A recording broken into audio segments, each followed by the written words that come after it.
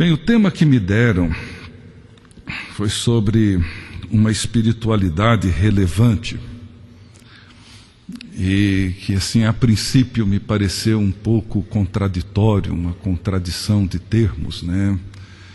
Eu fiquei pensando, e aliás é o texto onde eu quero me deter nessa noite, em Mateus capítulo 6, onde Jesus fala dessa ajuda aos necessitados, onde a mão esquerda não toma conhecimento do que a direita faz, dessa oração onde nós entramos dentro do quarto e fechamos a porta e em secreto nós oramos ao Pai que em secreto nos ouve, desse jejum que precisamos nos esforçar ao máximo possível para que nem a pessoa mais próxima tome conhecimento de que estamos jejuando. Eu fiquei pensando como que esse caminho que Jesus nos chama, que envolve o quarto com a porta fechada, envolve a ajuda e a compaixão discreta,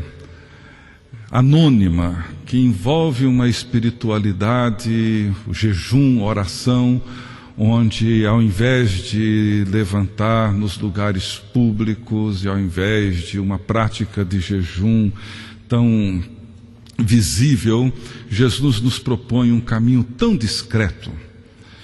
Fiquei pensando quando Paulo escreve aos Colossenses e fala sobre essa vida escondida, essa vida que nós temos em Cristo, escondida em Cristo. E fiquei pensando em várias passagens e várias expressões bíblicas, e é claro que tudo isso tem uma relevância, mas talvez uma verdade que nós precisamos entender é que nós nunca iremos mexer e transformar a paisagem externa enquanto a paisagem interna não for devidamente transformada. A paisagem externa será sempre um reflexo da paisagem interna. E é disso que Jesus está falando. É dessa realidade interna, tantas e tantas vezes desconsiderada por nós numa cultura e numa sociedade que valoriza tanto a paisagem externa e se preocupa tanto com a sua estética, com a sua forma, e tem se descuidado de uma forma perigosíssima dessa paisagem interna. E nos chama a atenção o quanto que Jesus se preocupa com ela. Quando ele diz que não é o que entra, mas é o que sai, não é o que está do lado de fora, mas o que está do lado de dentro. É de dentro de nós, é do nosso coração, é de dentro dessa paisagem, dessa realidade interna que procedem os maus desígnios. E, portanto, se alguma coisa vai mal com a igreja, se alguma coisa vai mal com essa nação que tem essa expressão de evangélicos e de cristãos de um modo geral tão grande, certamente é porque alguma coisa continua muito mal dentro de cada um de nós, mesmo que as nossas intenções sejam boas, mesmo que os nossos projetos sejam bons, mesmo que as nossas estruturas sejam boas, enquanto essa raiz interna não for devidamente transformada, nós corremos o risco de não ver uma mudança real e significativa na paisagem externa. Portanto, é sobre essa relevância que eu queria compartilhar com vocês essa noite. Ou seja, não uma relevância que aponte para um certo glamour, para uma busca por reconhecimento. Eu vejo que há entre nós muita gente que, quando pensa em relevância, pensa numa forma de reconhecimento, ou em alguma coisa que nos projete para um tipo assim de um heroísmo. E quando nós olhamos para o caminho bíblico aponta para uma direção completamente oposta a tudo isso. Eu queria então convidá-los, gostaria de ler com vocês em Mateus capítulo 6, e um texto bem conhecido do Sermão do Monte, começando no versículo 5, indo até o 13. Mateus capítulo 6, dos versos 5 até o 13. E quando vocês orarem, não sejam como os hipócritas. Eles gostam de ficar orando em pé nas sinagogas e nas esquinas, a fim de serem vistos pelos outros. Eu lhes asseguro que eles já receberam sua plena recompensa. Mas quando você orar, vá para o seu quarto, feche a porta e ore a seu pai que está em secreto. Então, seu pai que vê em secreto o recompensará. E quando orarem, não fiquem sempre repetindo a mesma coisa como fazem os pagãos. Eles pensam que por muito falarem serão ouvidos. Não sejam iguais a eles, porque o seu pai sabe do que vocês precisam antes mesmo de o pedirem. Vocês orem assim: Pai nosso que está nos céus, santificado seja o teu nome. Venha o teu reino, seja feita a tua vontade, assim na terra como no céu. Dá-nos hoje o nosso pão de cada dia. Perdoa as nossas dívidas, assim como perdoamos aos nossos devedores. E não nos deixes cair em tentação, mas livra-nos do mal. Porque teu é o reino, o poder e a glória para sempre. Amém. Eu gostaria de compartilhar com vocês um pouco sobre o lugar da oração. E mais particularmente o lugar dessa oração nessa agenda que está sendo proposta ou nessa busca por uma espiritualidade relevante. É claro que nós sabemos que quando se fala de espiritualidade, nós estamos falando de algo que vai um pouco além de boas convicções ou de uma sã doutrina. Nós estamos falando de uma fé viva. Nós estamos falando de um relacionamento real. Nós estamos falando de uma resposta pessoal, não individual, mas pessoal e comunitária. Uma resposta integral, holística ao chamado de Cristo. É uma forma como nós respondemos ao grande mandamento que Jesus nos deixou, quando perguntado sobre qual seria o maior de todos os mandamentos, e o nosso Senhor responde dizendo que é amar a Deus. Amar a Deus envolvendo tudo aquilo que somos, envolvendo o intelecto, envolvendo as nossas forças, energia, a nossa alma, os nossos sentimentos, as nossas intenções. Amar a Deus com tudo aquilo que somos. E é por causa disso que a oração, ela sempre foi, sempre será uma maneira segura de nós não só avaliarmos, mas de alguma forma compreendermos a natureza desse chamado e a natureza dessa resposta. E daí essa oração que Jesus nos ensinou torna-se uma peça fundamental. Tem sido para mim, nesses últimos dias, tenho meditado nela. Primeiro porque, se de um lado essa oração é a oração mais conhecida e a oração mais repetida de toda a cristandade em todos os tempos, ela é, sem sombra de dúvida, a oração menos compreendida e menos feita e menos realizada nas nossas igrejas no século XXI. Daí a importância, a necessidade de olhar para ela com mais atenção. Eu diria que toda oração, mesmo até a ausência de oração, tem um duplo retrato. Ela tem um retrato teológico e um retrato antropológico. Toda oração, de alguma forma, ela é uma expressão daquilo que pensamos de Deus e daquilo que pensamos sobre nós mesmos. Eu costumo dizer, por exemplo, que quando alguém ora pedindo para Jesus arrumar uma vaga de estacionamento em frente à loja que precisa ir, é uma oração que reflete o que essa pessoa pensa de Deus e o que essa pessoa pensa de si mesma. Quando você encontra um pai ou uma mãe orando, pedindo para que Deus segure a mão do filho, da filha preguiçoso, que nunca estudou e nunca levou nada a sério, para marcar o X certinho da prova, para ali não ter problema e ver se aquela criatura passe no vestibular ou em alguma outra coisa, isso revela o caráter de quem ora e o caráter do Deus a quem essa pessoa ora. A oração é sempre um reflexo dessa dupla realidade.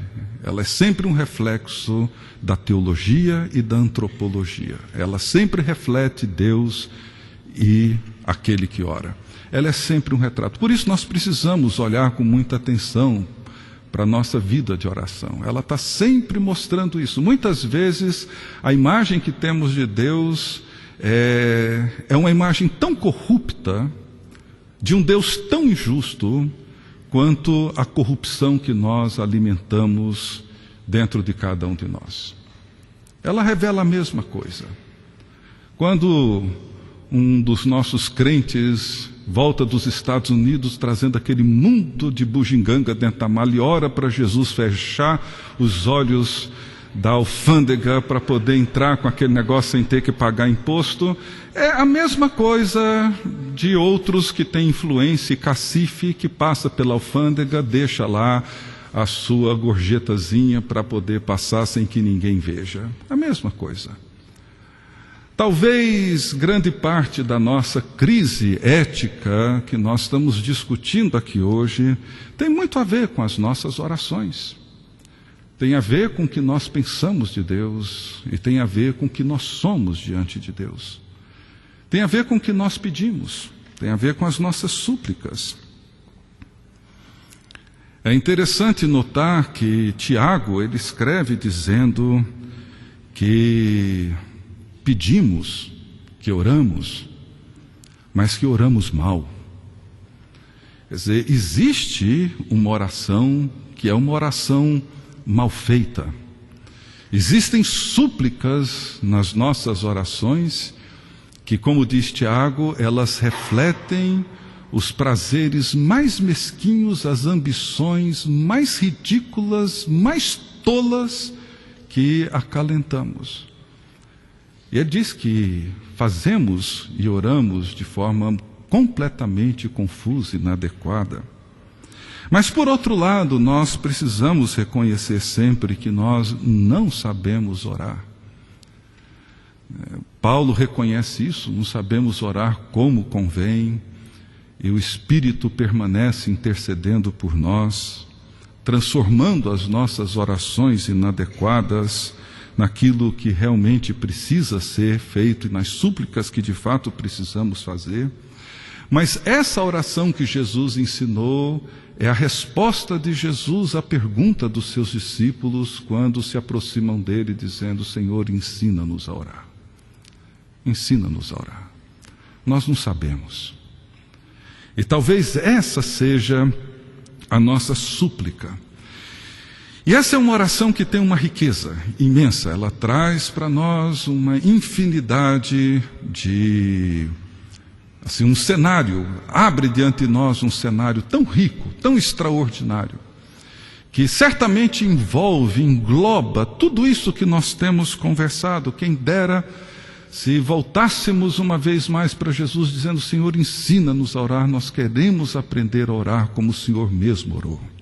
Porque essa oração, entre outras coisas, ela nos ajuda a enfrentar e a romper com uma frustração universal.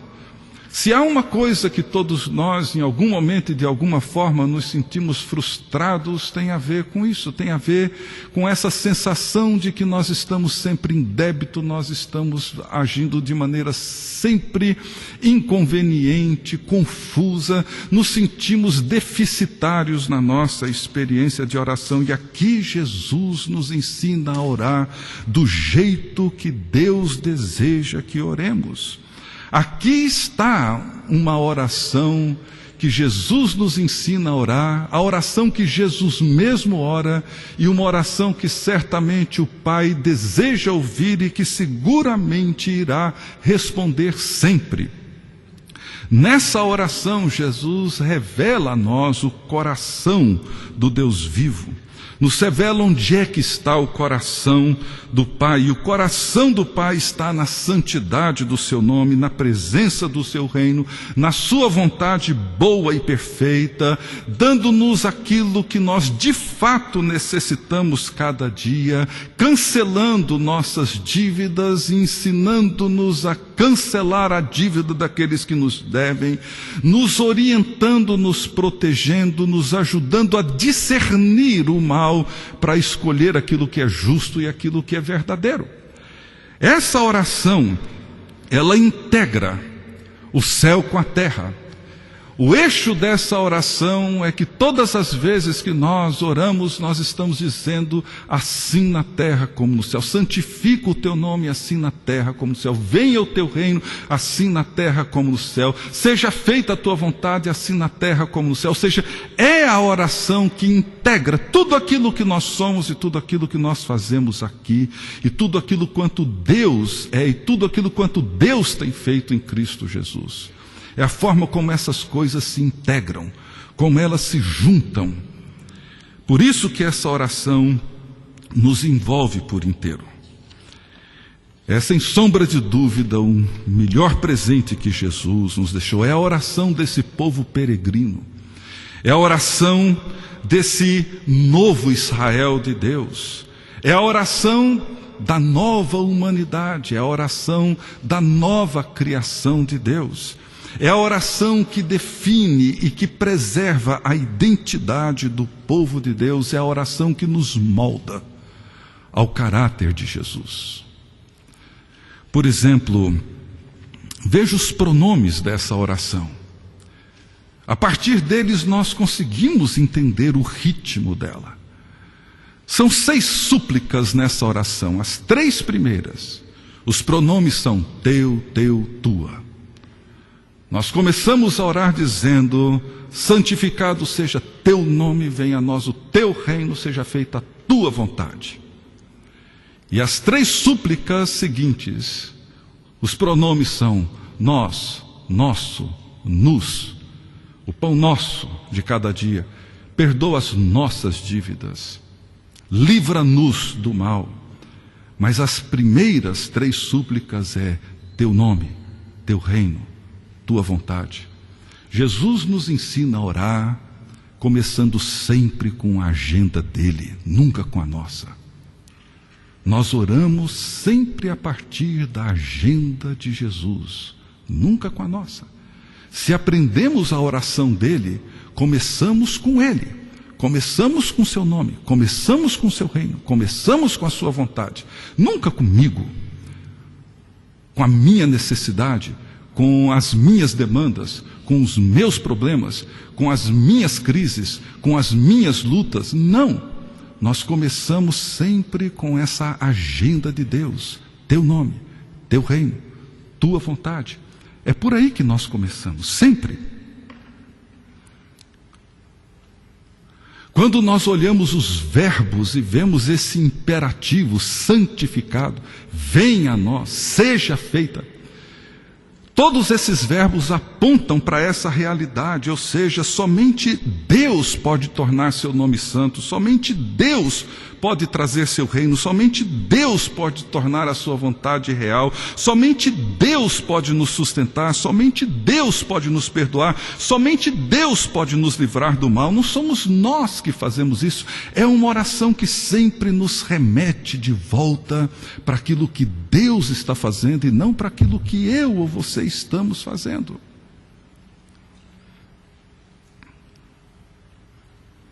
Como eu disse, o centro dessa oração vai ser sempre esse assim na terra como no céu. É preciso parar, é preciso olhar para essa oração, é preciso entendê-la. É claro que Jesus não propôs essa oração para servir como um mantra a ser repetido e repetido e repetido. Ele não nos ensina essa oração para ser feita sempre na mesma ordem, não. Ele está nos ensinando a orar.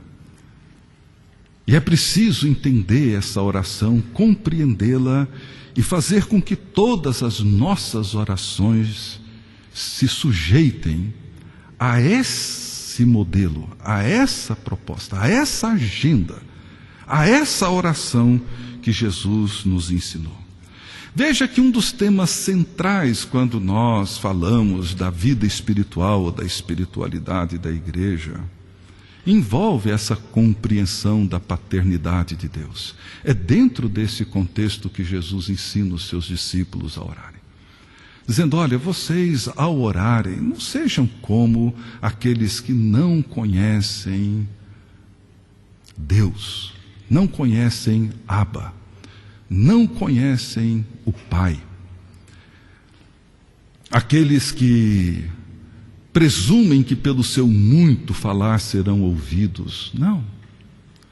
Vocês, todas as vezes que vocês orarem, vocês deverão orar tendo diante de vocês a consciência de que vocês estão diante do Pai de Jesus Cristo, de Abba, e de um Pai que conhece todas as suas necessidades antes mesmo de vocês pronunciarem qualquer súplica.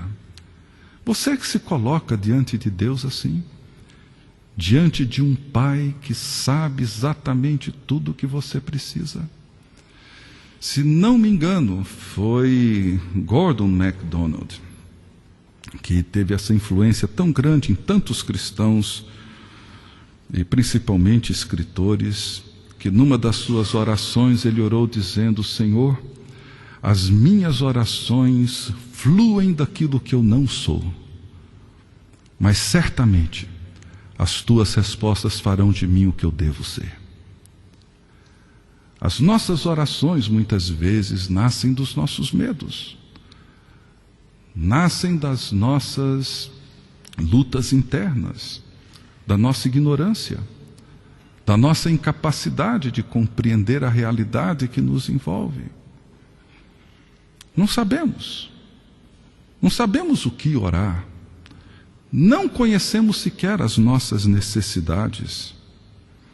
E Jesus, então, ao ensinar os seus discípulos a orar, ele começa ensinando os seus discípulos a invocar a Deus da mesma forma que ele, o Filho Eterno, invoca: Pai. E mais, Pai Nosso. Uma oração que não me pertence, não te pertence, é a oração do povo de Deus. Não é a oração na qual nós estamos lutando pelo nosso próprio interesse. É a oração na qual nós nos encontramos como comunidade da fé, como povo de Deus, e oramos como povo de Deus. E o que esse povo de Deus anseia do seu Deus? Essa oração precisa ser o reflexo de como esse povo que tem em Deus o seu Deus e que tem em Jesus Cristo o seu Senhor e o seu Salvador, ou seja, o que esse povo precisa clamar. Às vezes eu penso que nós não temos orado como povo de Deus. As nossas orações são demasiadamente privadas, demasiadamente individualistas. As nossas orações têm a ver com uma agenda muito particular, de demandas extremamente narcisistas. Muitas vezes agimos como crianças mimadas, exigindo de Deus. Eu vejo que para muitos crentes o jejum é quase que uma greve de fome. Chega muito próximo a isso, para atender às demandas de um ego insatisfeito, mimado, adoecido, exigindo de Deus as coisas mais absurdas. Mas Jesus nos ensina a orar dizendo: Pai nosso. Ou seja, o que está em jogo não é a minha agenda, é o povo de Deus. O que esse povo anseia? O que esse povo espera? O que esse povo deseja que Deus faça? E assim nós encontramos essa oração. Ou seja, nós encontramos no próprio capítulo 6 de Mateus a maneira como Jesus lida com isso. Ele falando da ansiedade, das preocupações. Ele diz: gente, pelo amor de Deus, não andem preocupados, ansiosos com o dia de amanhã, com o que vocês vão comer, beber, vestir. O Pai sabe. Ele tinha acabado de dizer isso. Ele sabe disso. Ele sabe do que vocês precisam. Sobre o que então que esse povo deveria orar? Esse povo deveria orar dizendo: que venha o teu reino e que a tua justiça se manifeste entre nós. Essa é a oração desse povo. E é assim que Jesus começa. Jesus começa com essa invocação do Pai, revelado em Jesus Cristo. Esse Pai que nos conhece, esse Pai que sabe daquilo que necessitamos, esse Pai que conhece as demandas da nossa alma antes mesmo da gente esboçar qualquer pensamento. Ele conhece. Mas Ele nos chama para orar. E essa oração envolve a glória do nome de Deus. Essa oração envolve a presença e a manifestação do reino de Deus. Eu fiquei pensando, enquanto estava olhando para essa oração, que ela começa, a primeira súplica é essa: santificado seja o teu nome.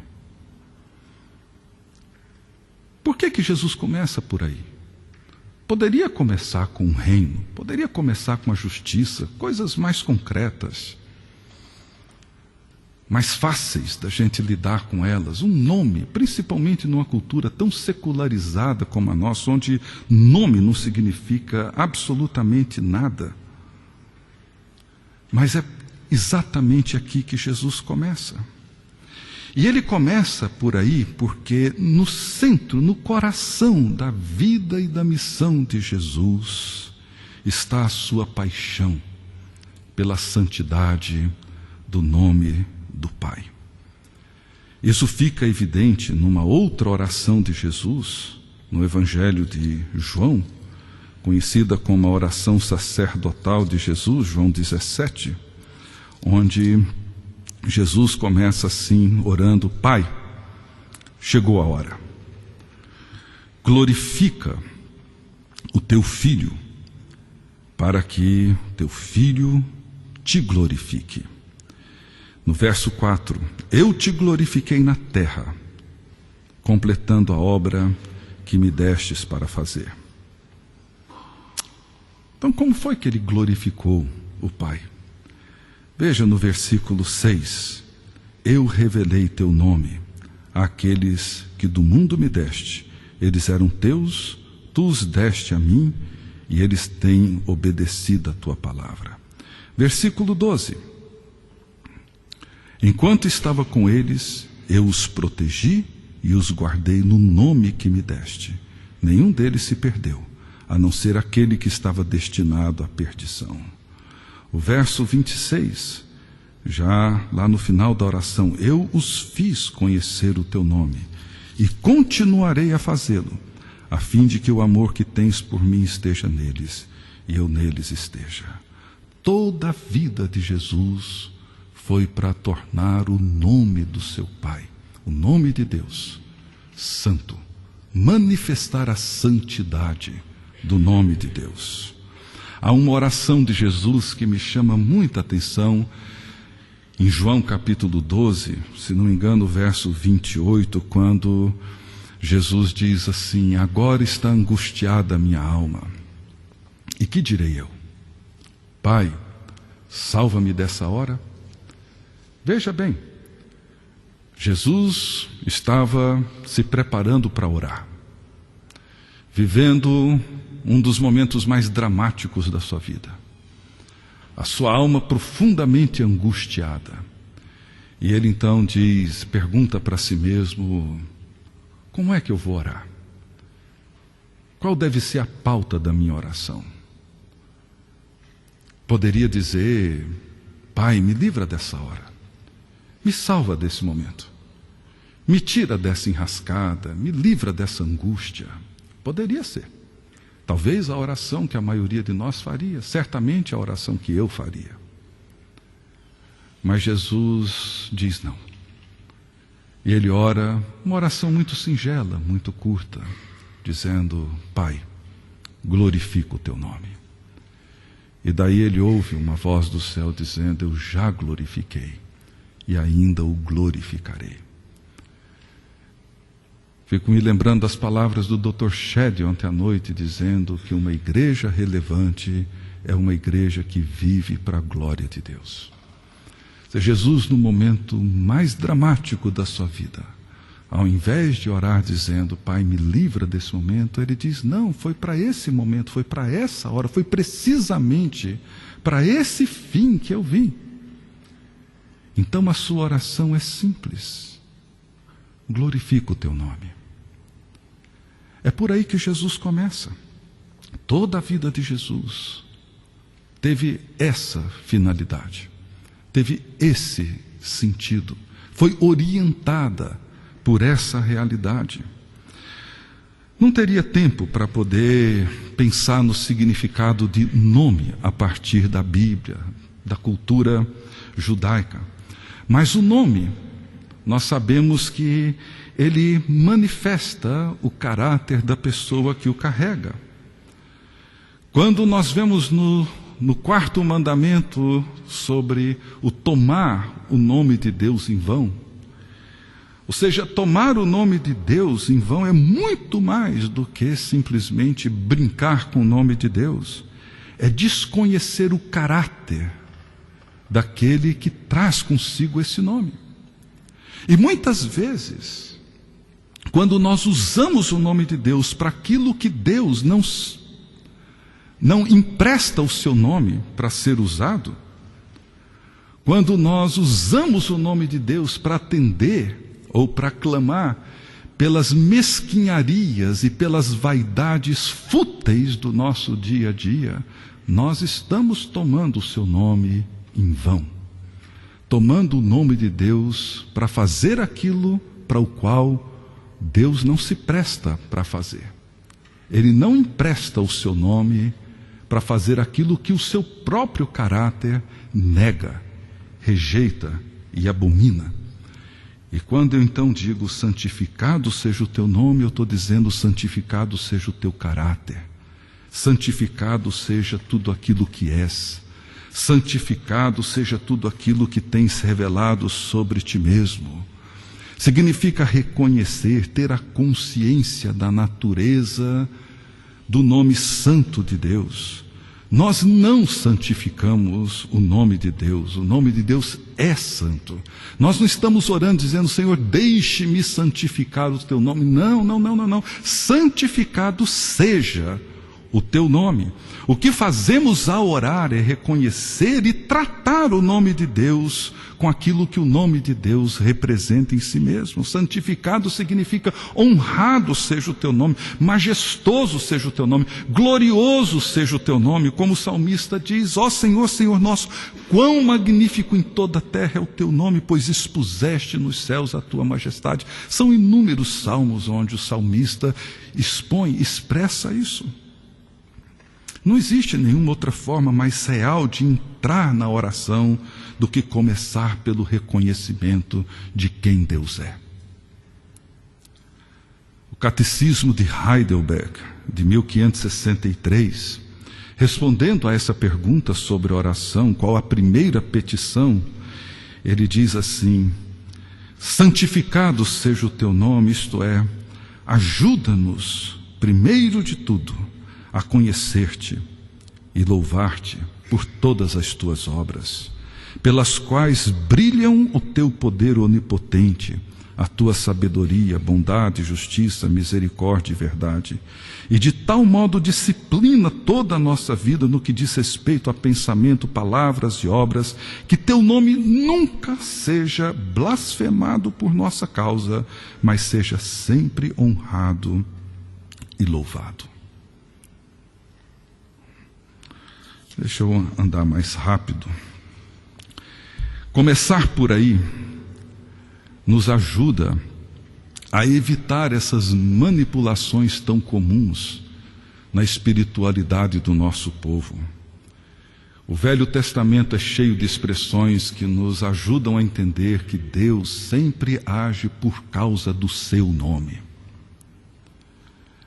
Ezequiel 36, ele diz assim, 21 a 23, mas tive compaixão do meu santo nome, que a casa de Israel profanou entre as nações para onde foi.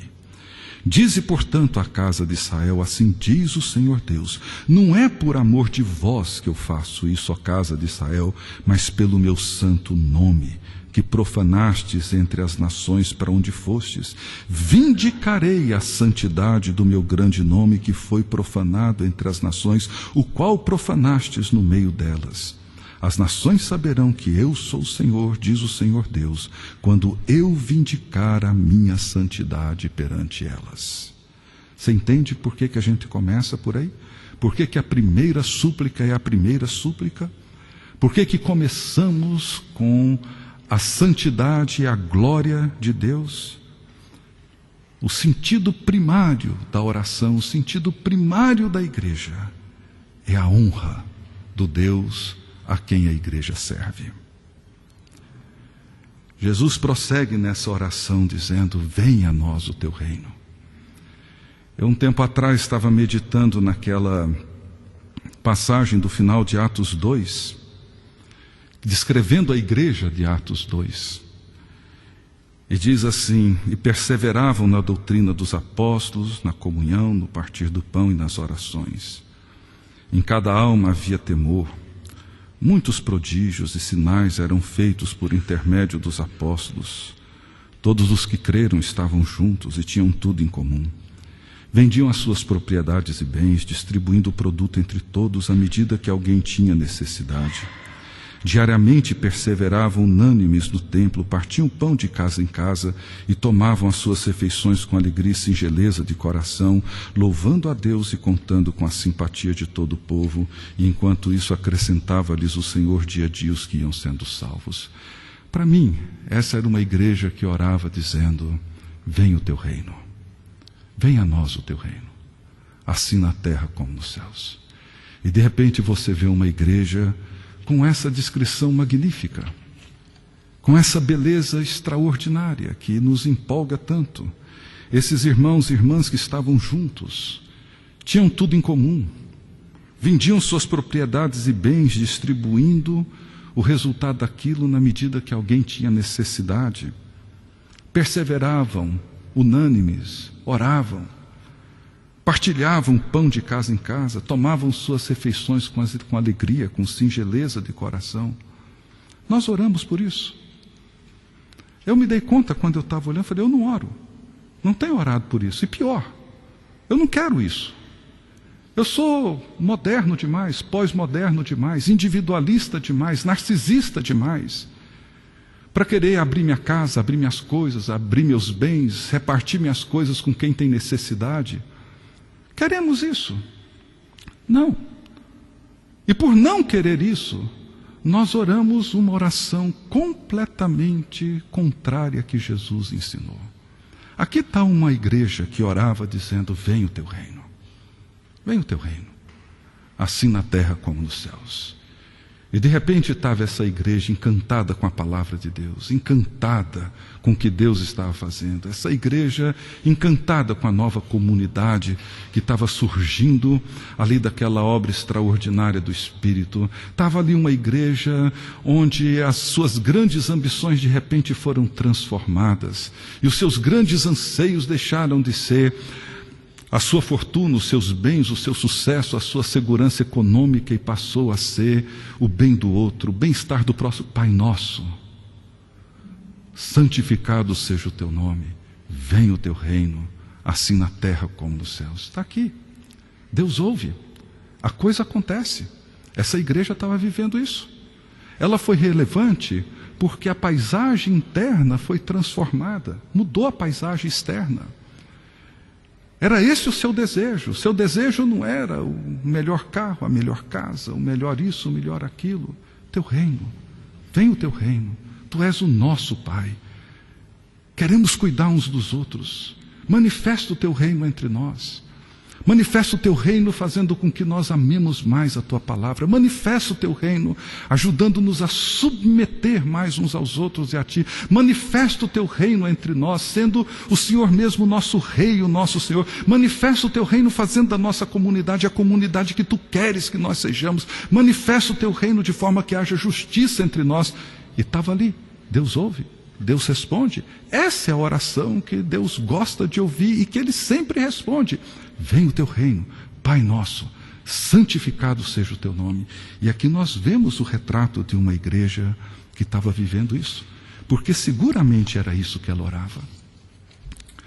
Eu me lembro de uma vez lendo o testemunho da esposa de Martin Luther King, esse pastor batista que liderou essa luta contra a segregação racial, e ela contando que ele vivia um período assim de muita aflição, de muita angústia, e na madrugada de sábado para domingo, ele ia pregar naquele domingo, e recebe um telefonema de madrugada, e com mais uma daquelas ameaças de morte para ele e para sua família.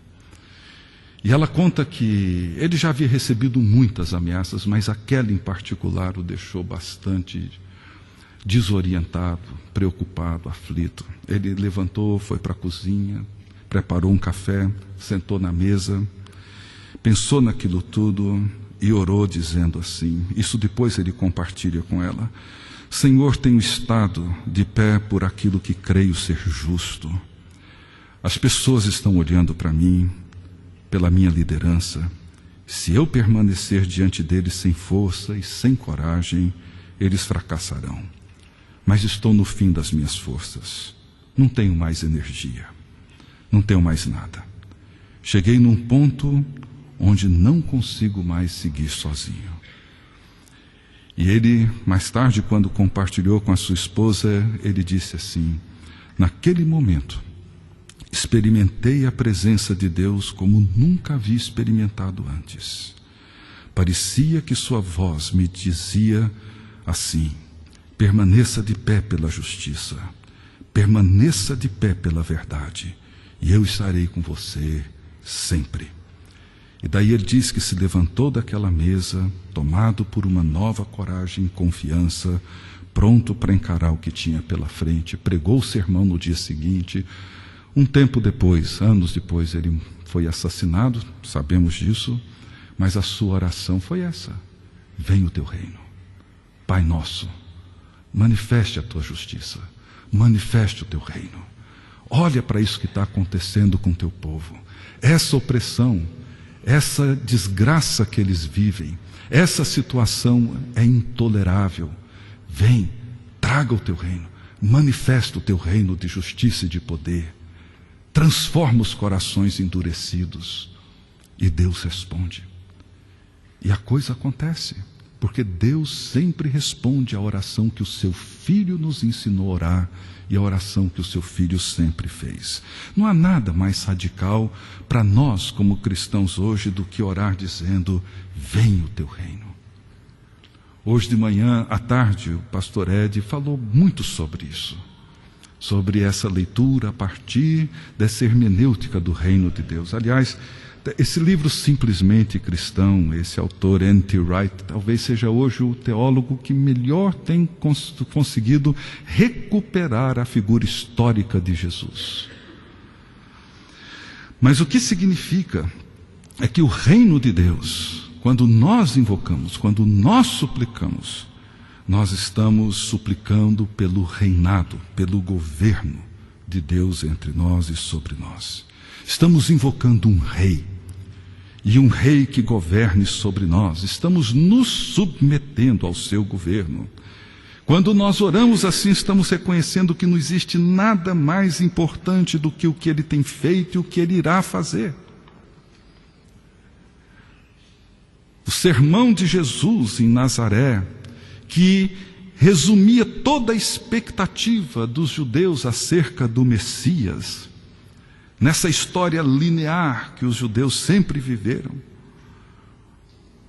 E quando Jesus lê esse sermão, ele está dizendo: olha, esse clímax, essa história, que chegou agora no seu clímax, o reino está presente, Deus está presente na história.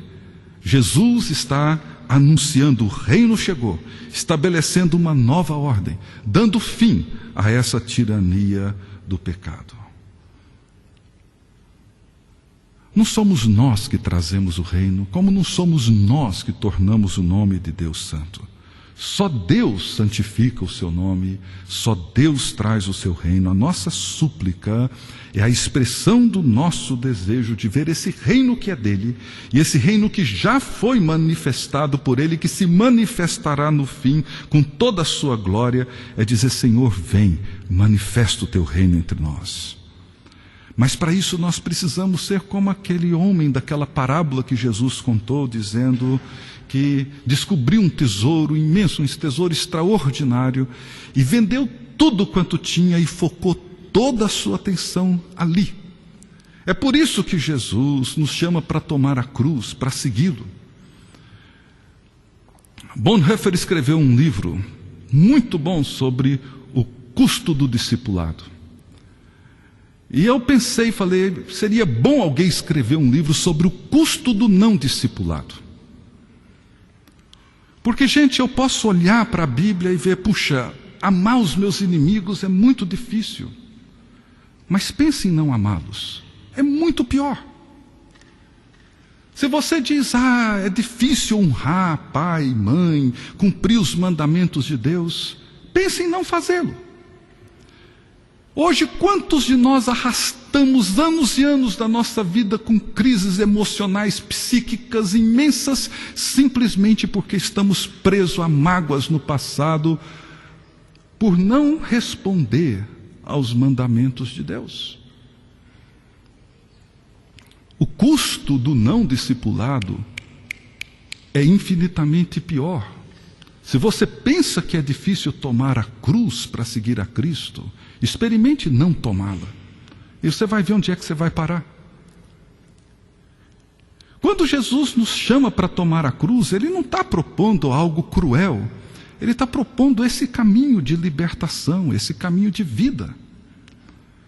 Mas para isso ele está dizendo: olha, se você não reconhecer que esse tesouro que você descobriu é infinitamente melhor e mais rico do que tudo que você tem, a ponto de você ser capaz de renunciar tudo quanto você tem para abraçar esse tesouro. Foi isso que esse teólogo brilhante inglês, o Alistair McGrath, falando sobre os caminhos de uma teologia transformadora, ou de uma espiritualidade mais teológica, a primeira proposta dele, ele fala sobre o encantamento que nós que estudamos, ou os alunos de teologia, pastores e todos nós, é dizendo que o que nós precisamos é descobrir um novo encantamento pelas riquezas de Deus. Não é simplesmente estudar teologia. O que nós precisamos é permanecer deslumbrados, encantados pela riqueza de Deus. Aquilo que Paulo disse, quando ele escreve aos Filipenses, dizendo: olha, eu enquanto estava no judaísmo, eu era o melhor da minha turma, me dediquei àquilo, estudei aquilo, eu era muito bom, me orgulhava daquilo, fazia da melhor maneira possível. Mas quando eu me encontro com Cristo no caminho de Damasco, e quando eu me deparo com a beleza de Cristo, eu fui tomado por um encantamento, por um deslumbramento, e eu me entreguei totalmente àquilo. Tudo aquilo que para mim antes representou a minha vida, onde eu botei toda a minha energia, virou esterco, virou estrume diante da sublimidade de Jesus Cristo. Não é simplesmente estudar teologia, gente. É ser tomado por esse deslumbramento, por esse encantamento. Só ora venha o teu reino aqueles que olham para o reino com essa mesma expectativa, com esse mesmo deslumbramento dos cristãos do primeiro século.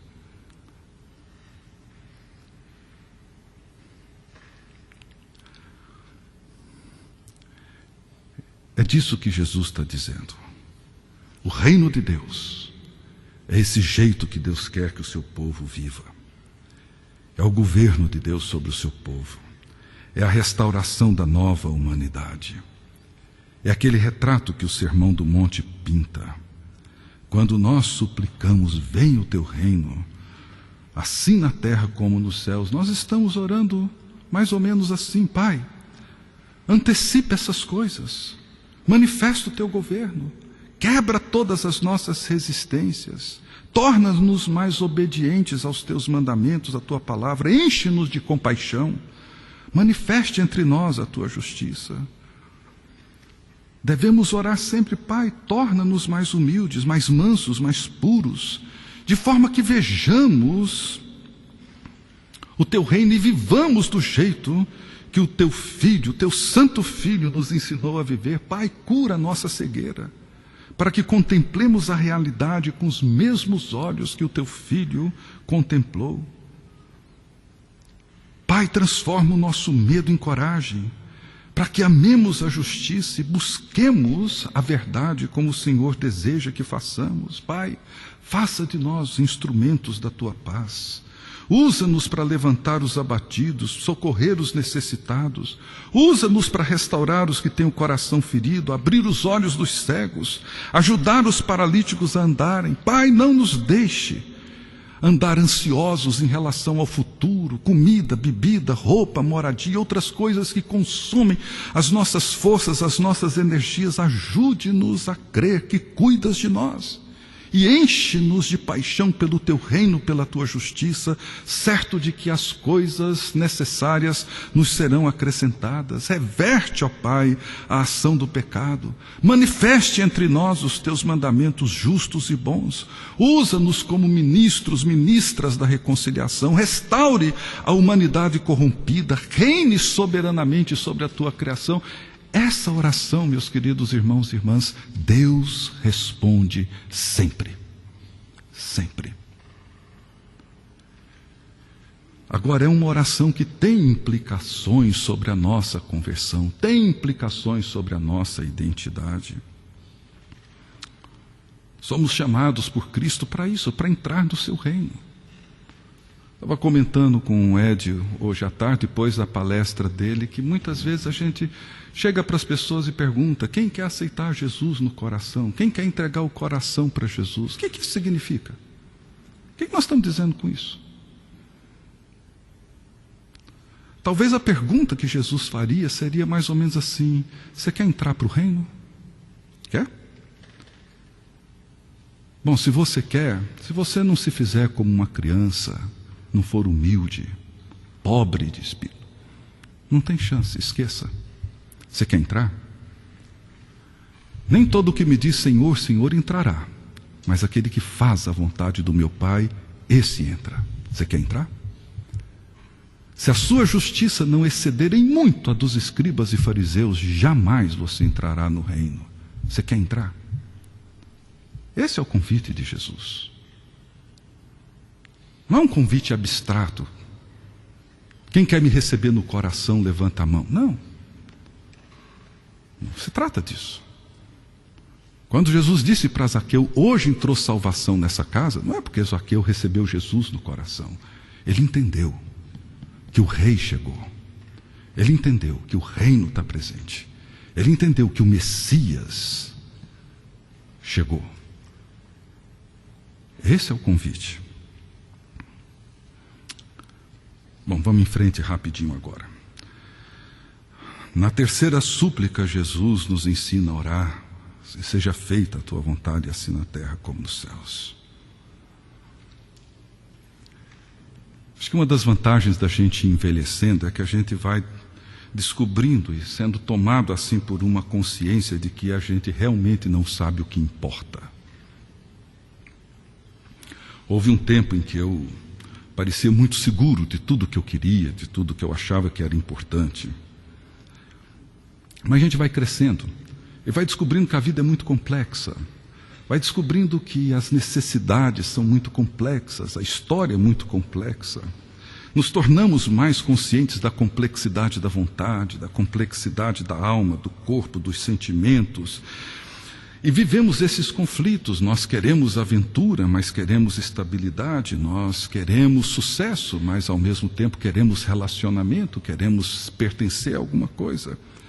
Hoje eu olho para trás e vejo que Deus foi muito bondoso, misericordioso comigo, me dando o que eu precisava e não o que eu queria. E me alegro pelo fato de Deus ter feito a sua vontade e não a minha. Porque na verdade a gente não sabe.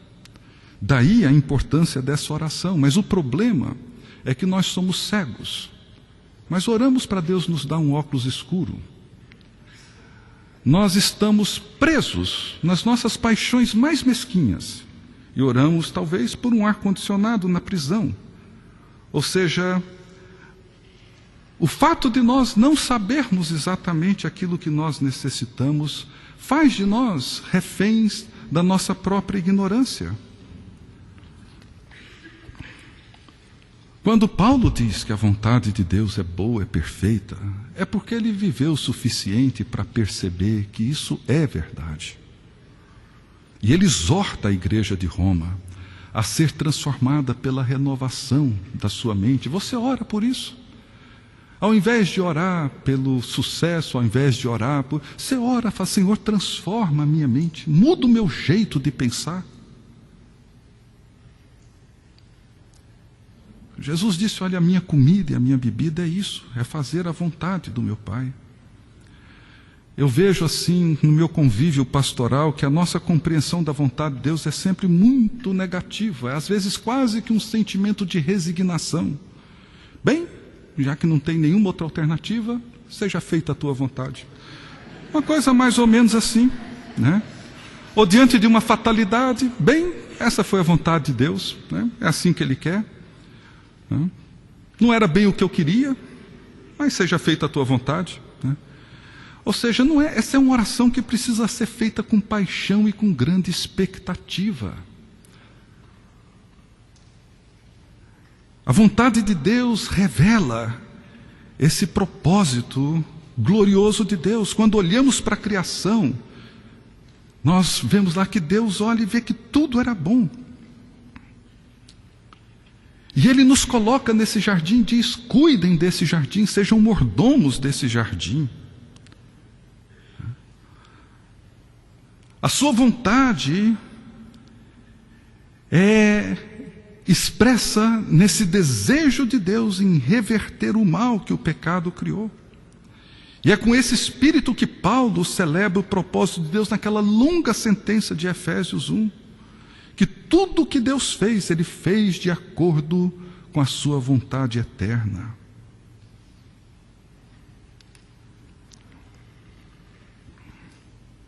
E mais uma vez, nós não estamos pedindo para Deus para fazer a vontade dEle, mas para que a vontade dEle seja feita. É só Ele que pode fazer a sua vontade.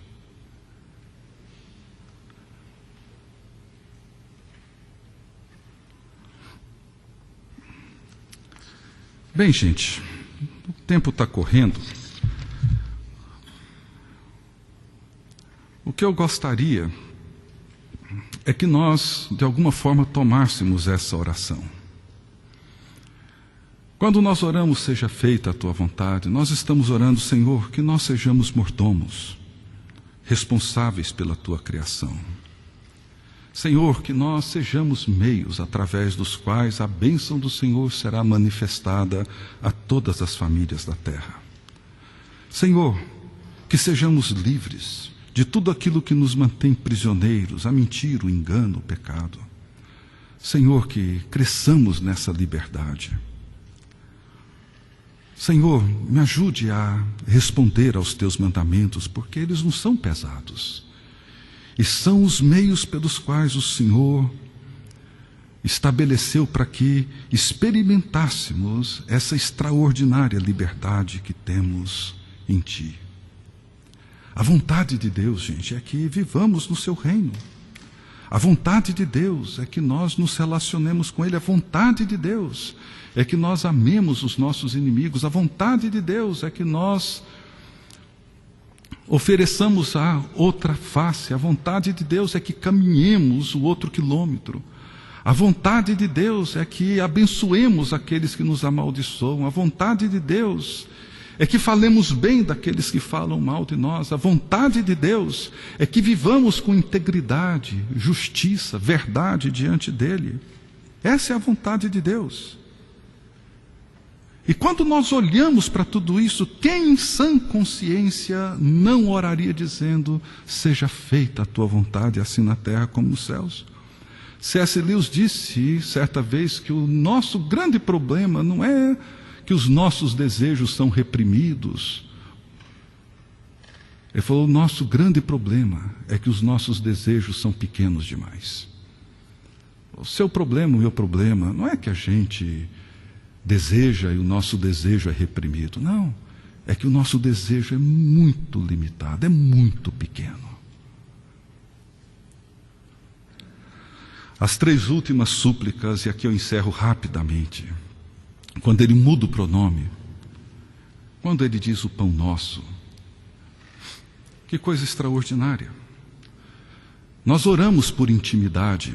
Jesus responde como que nós encontramos a intimidade. Nós oramos por presença, pela presença de Deus e pela presença dos outros em nós. Essa oração fala disso, fala de comunhão.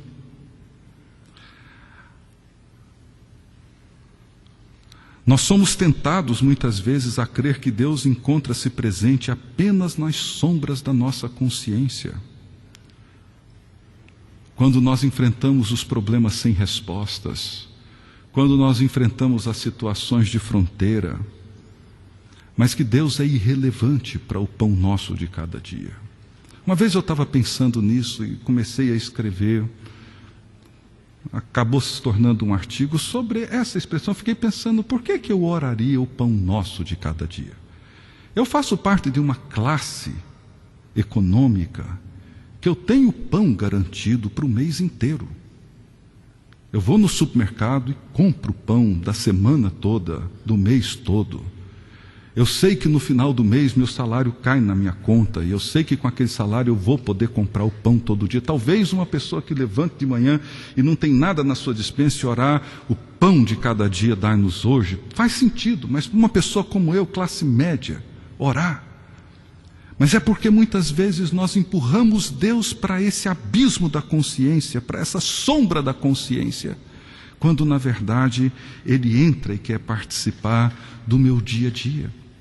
E esse pão pelo qual eu oro não é o meu, é o nosso.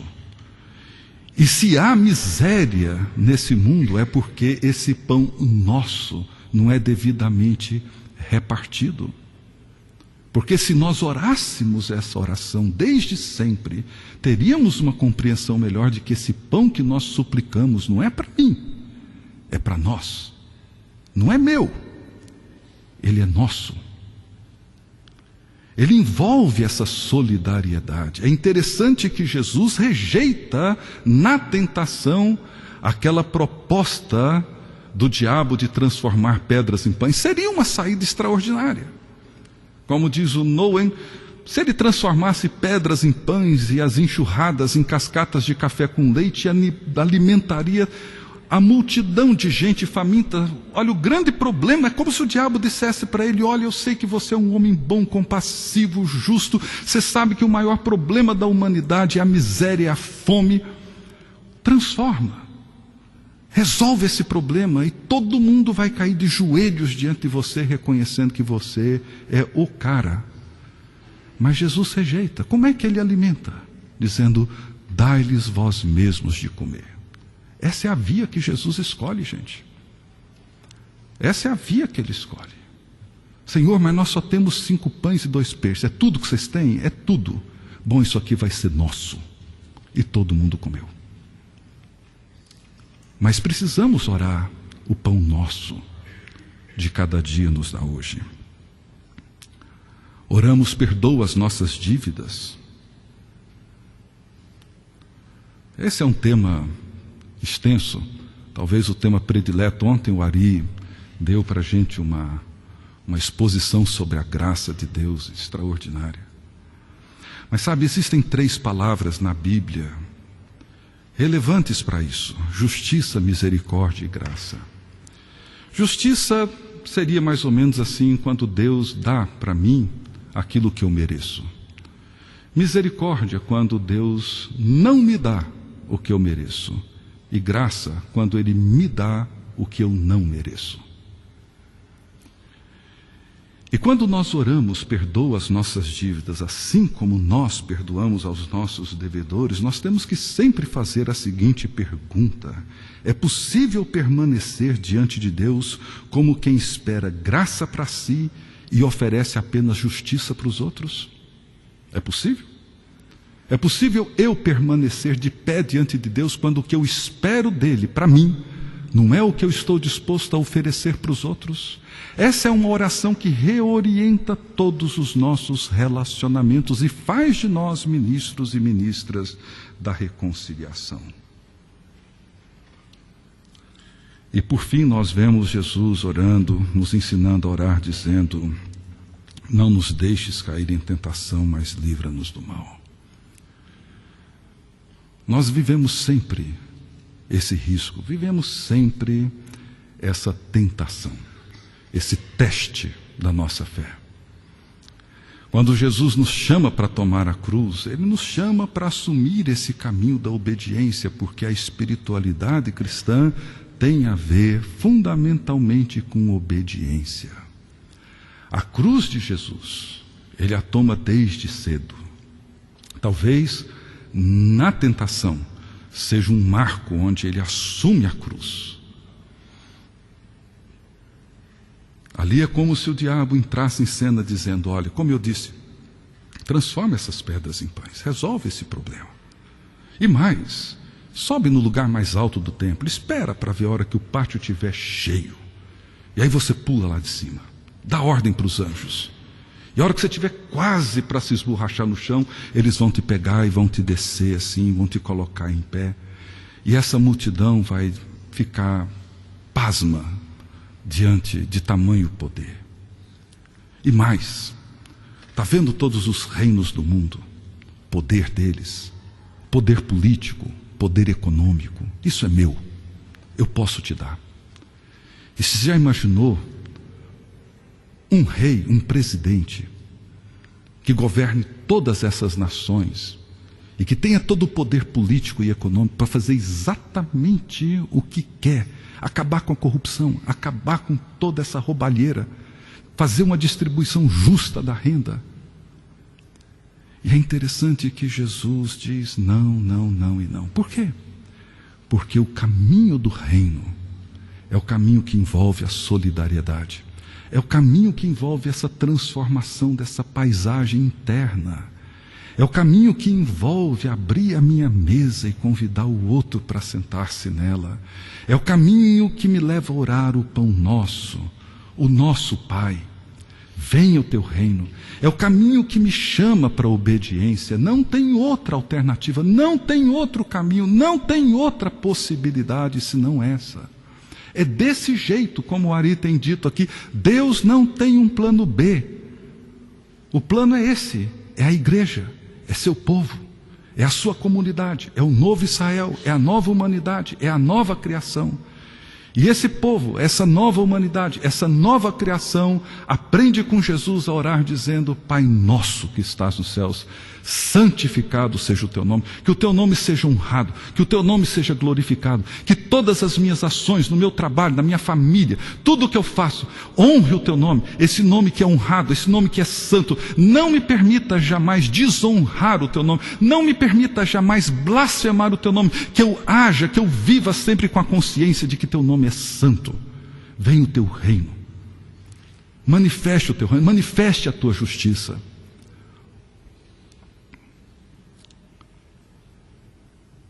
Dá a nós essa coragem, transforma o nosso coração, tira de nós a indiferença e nos faça arder novamente de amor por Ti, pelo Teu reino, pelo Teu povo.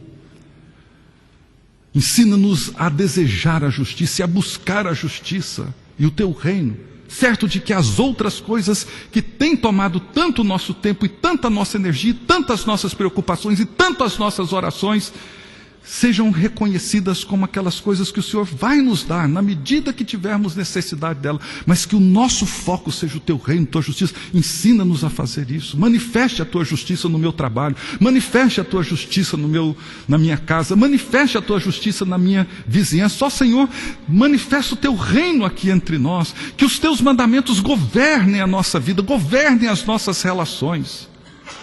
Seja feita a Tua vontade, assim na terra como nos céus. Dá-me uma alegria nova pela Tua vontade. Abra os meus olhos para eu perceber e reconhecer que a Tua vontade, que os Teus propósitos, que os Teus caminhos, maiores que os meus caminhos, maiores do que os meus pensamentos, são mais bonitos, mais sublimes, mais gloriosos, mais exuberantes do que os meus caminhos. Me ensina, queridos.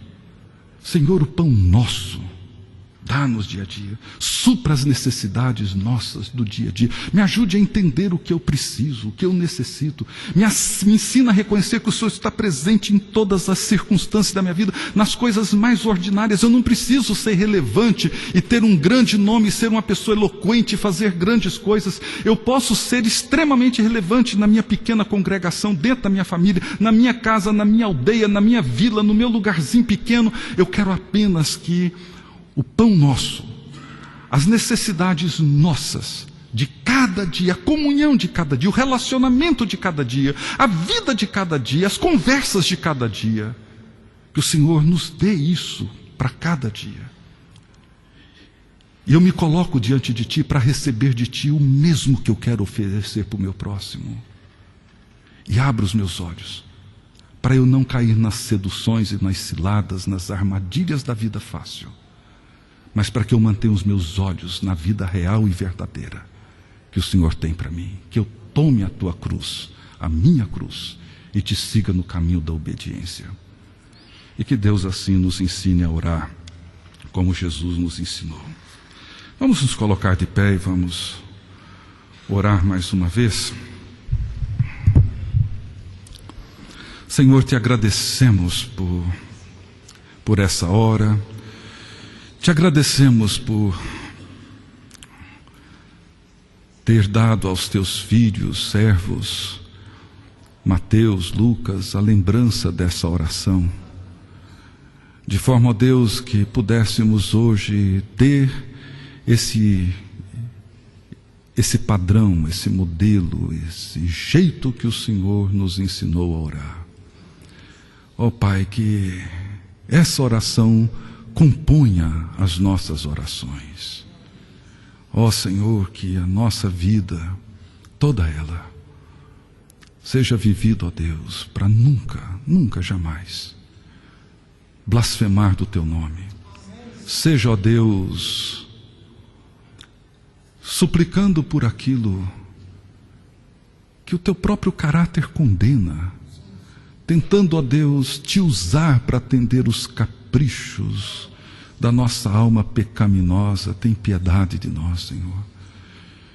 Que o teu nome seja sempre honrado e glorificado, ó Deus. Que todos os nossos gestos, palavras, nossas escolhas e nossas decisões sejam sempre para a glória do teu nome.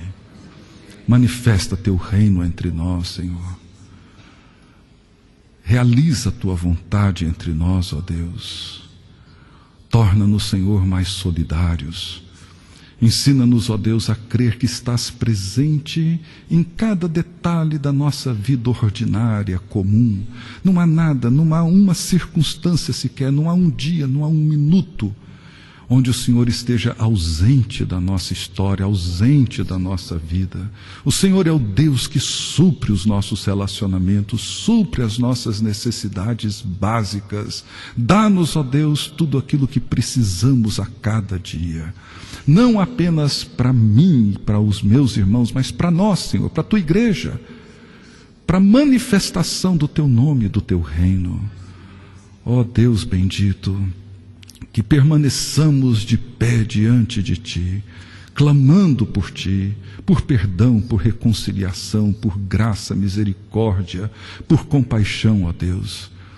Mas a mesma oração e a mesma disposição com que nós permanecemos diante do outro, diante do próximo, estendendo as mãos para dar ao outro o mesmo que temos recebido de Ti, de forma que sejamos, ó Deus, meio da Tua graça e bênção, na medida em que somos abençoados e que a Tua graça se manifesta